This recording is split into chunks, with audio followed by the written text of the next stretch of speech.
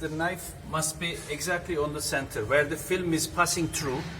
This knife's V-shaped center must be exactly on the film center. So you must be careful about centering the knife. If it is a little bit on the top or a little bit on the bottom, it might give you some issues. So please be careful to center the knife exactly on the center of these two belts. One belt here, here, another belt is just under here. So when you center the knife's V center, it must be exactly in between. So this is the issue.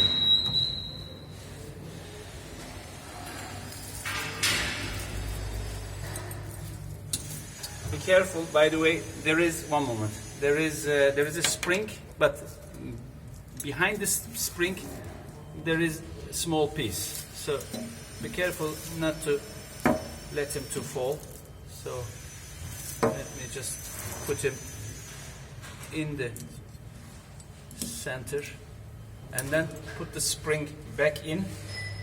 Then lift it like this when you are pressing down, and then pull it exactly on top of the position, then screw it like this.